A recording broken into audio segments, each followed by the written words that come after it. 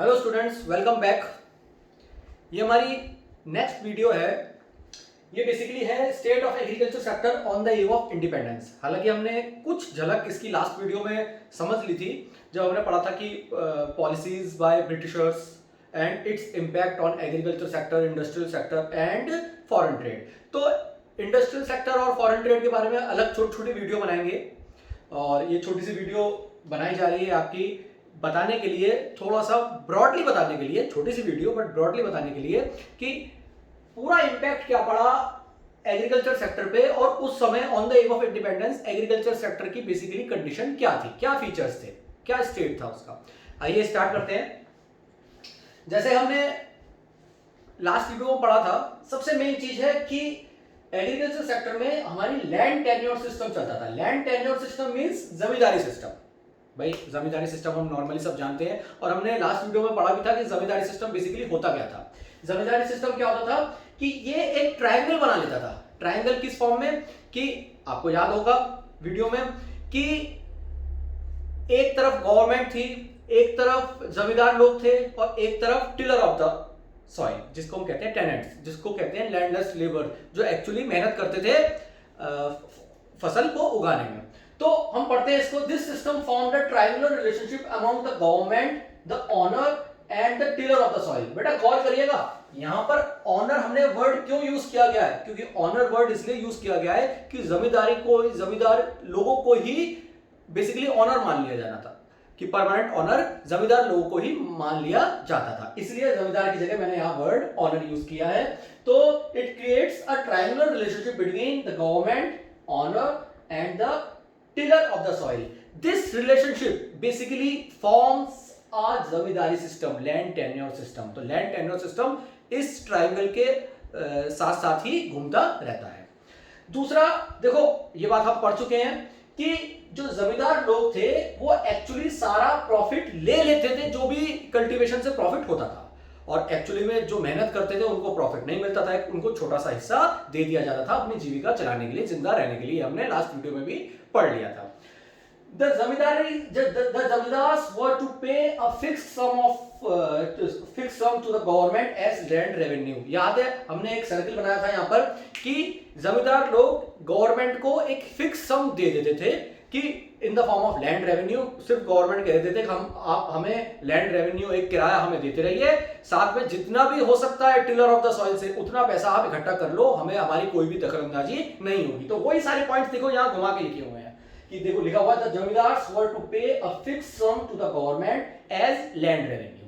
और next point देखो यहां लिखा हुआ है, the zamindars were free to extract as money as they could from tiller of the soil. Means labour से वो जितना पैसा चाहे उतना ले लें और बस गवर्नमेंट को लैंड रेवेन्यू के रूप में वो कुछ फिक्स्ड अमाउंट दे देते थे और जितना निचोड़ना चाहे टिलर ऑफ द सॉइल को या लैंडलेस लेबरों से उतना निचोड़ लिया जाता था। बेसिकली होता क्या था, प्रॉफिट उनको दिया ही नहीं जाता था, सिर्फ मैंने आपको जैसे पहले बताया था थोड़ा सा प्रोडक्ट उनके लिए छोड़ दिया जाता था जिससे वो जिंदा रह सकें। The zamindars only aim to maximize revenue collection and did nothing to improve the condition of agriculture. ये बात हम पहले ही पढ़ चुके थे कि देखो कॉलोनियल रूल के अंतर्गत कुछ भी भारत के भले के लिए, मीन्स एग्रीकल्चर सेक्टर या इंडस्ट्रियल सेक्टर या हमारा आपका फॉरेन ट्रेड, कुछ भी उनके भले के लिए नहीं किया जाता था। ऐसे ही एग्रीकल्चर सेक्टर के भले के लिए कुछ भी नहीं किया जाता था और जमींदार लोगों का सिर्फ एक ही मोटिव होता था, किस तरीके से लगान बढ़ाया जाए, किस तरीके से हमारा जो रेवेन्यू है वो बढ़ाया जाए। और सही पूछो तो जमींदार लोग ही सिर्फ लग्जरी लाइफ जीते थे और जो बेचारे टिलर ऑफ द सॉइल थे, जो मेहनत थे, वो बड़ी मुश्किल से अपनी जीविका चला रहे थे और बहुत मुश्किल से उनको सिर्फ उतना ही प्रोडक्ट मिलता था जिससे वो जिंदा रह सकें। तो these are the features basically zamindar system की। जमींदार सिस्टम के ऊपर भी आपको अगर क्वेश्चन आ जाता है 3 मार्क्स में या 4 मार्क्स में, आप आसानी से लिख सकते हैं। देखिए ये जितने भी पॉइंट है, मैं चाहता था इसको और छोटा पॉइंट भी बना सकता था, बट ये पॉइंट एक्चुअली में आपके नोट्स लायक पॉइंट है, इतने आपको नोट्स लिखना पड़ेगा टू गेन मार्क्स। तो आई होप भाई एक सिंपल सी बात जो हमने कल छोटी सी वीडियो में पढ़ी थी उसी बात को थोड़ा खींच के बस यहाँ पे लिखा गया है, कुछ अलग चीज यहाँ पे नहीं लिखी गई है।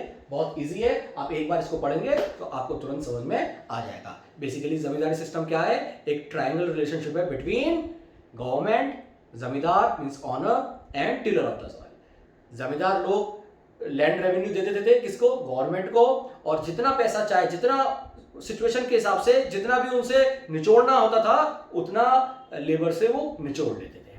तो this was basically zamindar system is all about. फिर आते हैं बात low production and productivity. Agriculture sector की condition on the eve of independence कैसी थी? प्रोडक्शन बहुत कम होता था एग्रीकल्चर सेक्टर में और प्रोडक्टिविटी भी बहुत कम होती थी। बेसिकली प्रोडक्शन और प्रोडक्टिविटी में कई बच्चों को कंफ्यूजन होती है, ये होता क्या है? देखिए एक सिंपल सी बात मैं आपको बताता हूं।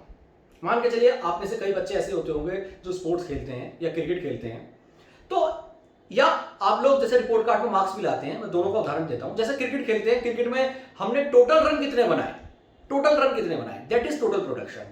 और हमारा एवरेज कितना है, औसत कितना है, औसत पर मैच हमने कितने रन बनाए, दैट इज यहां पे प्रोडक्टिविटी। तो एक सिंपल सी बात है, ऐसा भी हो सकता है 19-20 ऐसा हो सकता है कि हमारा प्रोडक्शन ज्यादा हो जाए मगर प्रोडक्टिविटी लो हो जाए। तो मगर यहां पे तो दोनों ही चीज बेकार है, प्रोडक्शन भी बेकार है और प्रोडक्टिविटी भी बेकार है। मींस रन भी हमारे कम है और एवरेज भी हमारे कम है। तो आप समझ सकते हैं प्लेयर कैसा होगा। तो वही यहां पर एग्रीकल्चर सेक्टर जो प्लेयर है वो बहुत वीक है।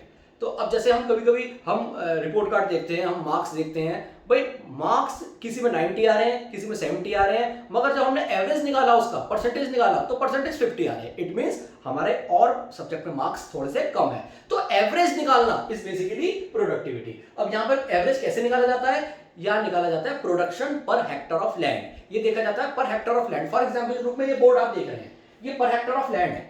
ये पर हेक्टर ऑफ लैंड में अगर किसी किसान का मान के चलिए 100 टन का प्रोडक्शन हो रहा है पर हेक्टर ऑफ लैंड में, और एक किसी किसान का 70 टन का प्रोडक्शन हो रहा है, तो 100 टन वाले की प्रोडक्टिविटी ज्यादा है और 70 टन वाले की प्रोडक्टिविटी कम है। बजाय इसके 70 टन वाले का टोटल प्रोडक्शन ज्यादा है।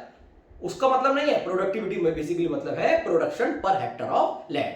तो यहां पर एवरेज जो है प्रोडक्शन भी कम है और एवरेज जो है प्रोडक्शन करने की पर हेक्टर ऑफ लैंड की वो भी क्षमता कम थी। कारण उसका क्या था? सबसे पहला पॉइंट इरिगेशन फैसिलिटी। हम जानते हैं कि ग्रीन रेवोल्यूशन के बाद से हमारी इरिगेशन फैसिलिटी, सिंचाई फैसिलिटी, पानी की सुविधा कुछ बेहतर हुई है। हम ट्यूबवेल्स, थ्रेशर्स, सब ये सब चीज जो HYV सीड्स हम ग्रीन रेवोल्यूशन में पढ़ चुके हैं 10th में। तो हमें याद होगा कि जो ट्यूबवेल्स की सुविधा है बेसिकली हम लोगों ने बढ़ावा दिया है उसको ग्रीन रेवोल्यूशन के बाद में। आजादी के आसपास इरिगेशन फैसिलिटी बहुत बेकार थी।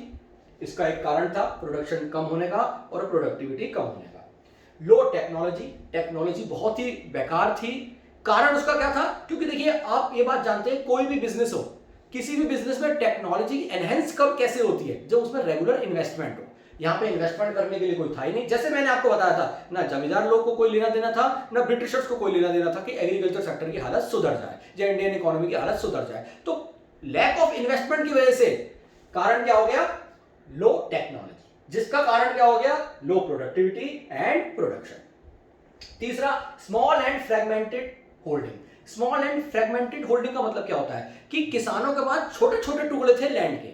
अब जब किसी किसानों के पास छोटे छोटे टुकड़े होते हैं ना लैंड के, तो उनकी कॉस्ट बढ़ जाती है और ज्यादा प्रॉफिट उनको हासिल नहीं होता। आपको याद होगा, थोड़ा सा पीछे चले जाइए, 11th क्लास में हमने माइक्रो इकोनॉमिक्स पढ़ा हुआ है। माइक्रो इकोनॉमिक्स में हम ये जानते हैं कॉस्ट वाले सेक्टर में जैसे जैसे हम प्रोडक्शन बढ़ा देते हैं, जैसे जैसे हम प्रोडक्शन बढ़ाते हैं हमें इकोनॉमीज ऑफ स्केल मिलता रहता है। मींस जैसे जैसे हम प्रोडक्शन बढ़ाते हैं हमारी एवरेज कॉस्ट डाउन होती रहती है। मगर प्रोडक्शन हम तब बढ़ाते हैं ना जब हमारे प्रोडक्शन बढ़ाने की क्षमता हो। अब जब यहां पर छोटे से टुकड़े हैं, अब जब छोटे से टुकड़े हैं तो जाहिर सी बात है प्रोडक्शन ज्यादा नहीं बढ़ा सकते। प्रोडक्शन ज्यादा नहीं बढ़ा सकते तो एवरेज कॉस्ट कम नहीं आएगी। एवरेज कॉस्ट कम नहीं आएगी तो इकोनॉमीज ऑफ स्केल नहीं मिलेगा, मींस हमें ज्यादा मुनाफा नहीं मिलेगा। तो कारण ये भी है लो प्रोडक्शन और प्रोडक्टिविटी का। एक और कारण भी है कि छोटे टुकड़े थे और किसानों के पास, इसलिए वो ज्यादा मुनाफा नहीं हासिल कर सकते थे, ज्यादा प्रोडक्शन हासिल नहीं कर सकते थे। आते हैं बात सब और कारण इसका क्या था लो प्रोडक्शन का? Subsistence outlook. मींस वहां किसानों का एक मेन माइंड सेटअप क्या था कि उतना प्रोडक्शन कर लो कि जितना अपने लिए जरूरत पड़ जाए या अपनी फैमिली के लिए जरूरत पड़ जाए। देखिए सब्सिस्टेंस आउटलुक का मतलब क्या है? Where crops are produced for the basic needs of the family. For the basic needs of the family means सिर्फ फैमिली की जरूरत पूरी हो जाए। देखिए एक इसका और भी कारण है। हम बात जानते थे कि किसानों से ज्यादा सही माल तो या सही पूछो तो सारा जूस ले लिया जाता था जमींदार लोगों के द्वारा।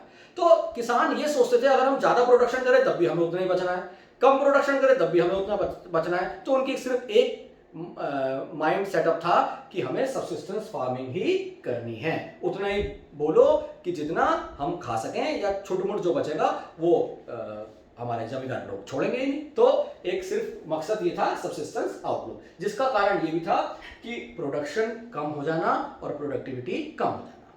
तो ये दो कारण हो गए जिसकी वजह से हम कह सकते हैं कि हमारी एग्रीकल्चर सेक्टर की कंडीशन खराब थी, और ये बेसिकली स्टेट था हमारा एग्रीकल्चर सेक्टर का, ये हमारा कंडीशन थी एग्रीकल्चर सेक्टर की on the eve of independence. तीसरा पॉइंट पढ़ते हैं, फोर्स्ड कमर्शियलाइजेशन ऑफ एग्रीकल्चर। देखिए बच्चे कई बार मुझसे पूछते हैं कि जब हम किसी भी चीज का कॉमर्शियलाइजेशन करते हैं तो उसमें मुनाफा बढ़ता है, ये तो बहुत अच्छी चीज है। तो हाँ, ये कुछ बेहतर हुआ था हमारे फार्मर्स के लिए जब कॉमर्शियलाइजेशन करा गया था, और वो भी जबरदस्ती कॉमर्शियलाइजेशन किया गया था ब्रिटिशर्स के द्वारा। अब इसमें खामियां क्या थी जी, जरा ये पढ़ते हैं। देखिए, farmers were forced to grow commercial या कैश क्रॉप्स। कमर्शियल क्रॉप्स कह लीजिए, कैश क्रॉप्स। कैश क्रॉप्स का मतलब क्या होता है? कैश क्रॉप्स का मतलब ये होता है ऐसी क्रॉप जिसको कैश में तुरंत कन्वर्ट किया जा सकता है, मतलब मार्केट में जाके तुरंत उसको बेचा जा सकता है। मींस एक तो हो गया सब्सिस्टेंस फार्मिंग, अपने लिए उसको हमने बना लिया। दूसरा हो गया जैसे अब मान के चलिए व्हीट राइस हम प्रोडक्शन कर रहे हैं, तो व्हीट राइस जब हम प्रोडक्शन कर रहे हैं उसको हम, या दाल प्रोडक्शन कर रहे हैं तो हम उसको खुद खा सकते हैं। मगर कैश क्रॉप्स जैसे जूट हो गया, कॉटन हो गया, या हमारा इंडिगो हो गया, इंडिगो मतलब नील हो गया, तो ये सब चीज हम क्या कर सकते थे, ये सब चीज हम खा नहीं सकते थे, तो हमें बेचना ही पड़ता था, इसलिए उसको कमर्शियल क्रॉप्स या कैश क्रॉप बोला जाता है। तो देखिए, commercial crops like indigo, cotton, jute as required by the British textile industries. अब होता क्या था कि जो भी ब्रिटिशर्स के द्वारा, अब ये बेसिकली ये कमर्शियलाइजेशन क्यों किया गया, जबरदस्ती कमर्शियलाइजेशन क्यों किया गया। अब मैंने आपको याद है लास्ट वीडियो में बताया था कि जो भी ब्रिटिशर्स भारत को एक तरह का रॉ मटेरियल मानते थे कि वहां से रॉ मटेरियल की खजान लिया जाए, तो वहां किसानों को जबरदस्ती इंडिगो प्रोड्यूस करने के लिए मींस कंपल्सन किया जाता था कि आप इंडिगो प्रोड्यूस करो, क्योंकि ब्रिटिश इंडस्ट्रीज को नील की जरूरत थी, डाइंग के लिए नील की जरूरत थी, इंडिगो की जरूरत थी, तो इसलिए जबरदस्ती उनको प्रोडक्शन करने के लिए मजबूर किया जाता था। उसके लिए उनको ज्यादा भी पैसे दिए गए थे। Britishers paid higher price for cash crop, उनको ज्यादा भी पैसे दिए गए थे। अब कुछ लालच भी मान लीजिए, कुछ जबरदस्ती भी मान लीजिए, जिससे ब्रिटिशर्स चाहते थे कि ये चीज इंडिगो किसानों के द्वारा प्रोड्यूस हो। अब हुआ क्या, आप समझिए, जब कमर्शियल क्रॉप्स बोनी स्टार्ट कर दी तो जो लोग गेहूं चावल बोते थे उन लोगों की कमी होने लग गई, तो लोगों को खाने के भी लाले पड़ते थे उस समय के लिए। उस समय खाने के लाले पड़ गए थे, क्योंकि पहले क्या होता था, कम से कम वो खा तो सकते थे, अब क्या होता था, उनको मार्केट में डिपेंड रहना पड़ता था खाने के लिए। तो होता क्या था, उसका एक बुरा इंपैक्ट और भी पड़ा कमर्शियलाइजेशन का। क्या इंपैक्ट पड़ा कि कैश क्रॉप पैदा करने के लिए उनको क्रेडिट नीड की जरूरत पड़ती थी। Farmers needed credit. अब क्रेडिट पाने के लिए वो हायर रेट ऑफ इंटरेस्ट पे, जैसे हमने पहले ही पढ़ा था, लैंडलॉर्ड लोगों से हायर रेट ऑफ इंटरेस्ट पे वो पैसा लेते थे, और उस चक्कर में कर्जे के जाल में फंसते चले जाते थे। तो ये भी एक इसका नेगेटिव पॉइंट था। And this also led to the low fertility of the soil. और सबसे इंपॉर्टेंट चीज, आप शायद ये बात नहीं जानते हैं कि ये जैसे इंडिगो है, इंडिगो को प्रोड्यूस करने के बाद वो जो सॉइल की फर्टिलिटी होती है ना, वो बहुत खराब हो जाती है। तो उसके बाद राइस को प्रोड्यूस करना, मींस एक बार अगर हम नील की हमने खेती कर ली, उसके बाद राइस को प्रोड्यूस करना या व्हीट को प्रोड्यूस करना, तो एक तो प्रोडक्टिविटी ऑलरेडी लो है, प्रोडक्टिविटी और ज्यादा लो हो जाती थी, क्योंकि फर्टिलिटी सॉइल की लगभग खत्म या कम हो जाती थी। तो ये कॉमर्शियलाइजेशन से हाँ 19-20 हम कह सकते हैं बेनिफिट हुआ, मगर उसका लॉस भी हमें बहुत हुए, हमें मींस फार्मर्स को बहुत हुए। फिर बात करते हैं कि चौथी स्टेट क्या थी, हाई डिग्री ऑफ अनसर्टेनिटी। देखो हम जानते हैं कि भाई मोस्टली फार्मर्स जो है, आज भी हालांकि कई स्टेट में, या उस समय तो बहुत ज्यादा परिस्थिति खराब थी कि टोटली रेनफॉल पे डिपेंड थे। जब रेनफॉल पे डिपेंड थे तो भाई हम जानते हैं कि भाई रेनफॉल क्या है, अनसर्टेन है।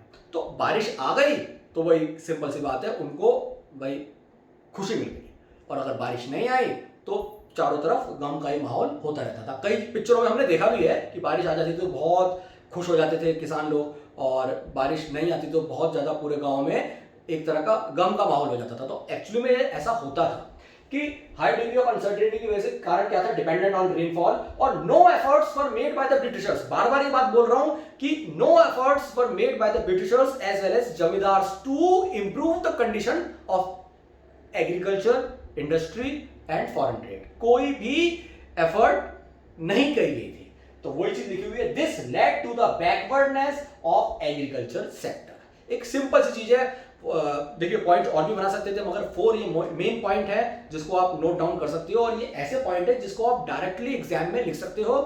और अगर फॉर एग्जांपल 4 मार्क्स में आता है तो इसमें से आप जो आपको अच्छे अच्छे पॉइंट लग रहे हैं वो आप पॉइंट चूज कर सकते हो, और 6 मार्क्स के हिसाब से पूरा क्वेश्चन है ही। और आई होप बड़े इजी नोट्स बनाए गए हैं, आप इसको नोट कर लीजिए, स्क्रीनशॉट ले लीजिए। मुझे नहीं लगता कोई डाउट होगा इसमें, बहुत ही सिंपल तरीके से है। लास्ट वाली वीडियो जरूर देख लीजिएगा, जब हमने इंट्रोडक्शन दिया था उसी में से सारा पार्ट लगभग लिया गया है। और किसी को कोई प्रॉब्लम होती है कमेंट बॉक्स में लिखना बिल्कुल मत भूलिएगा, और वीडियो को लाइक जरूर करिएगा। आज के लिए इतना ही, थैंक यू।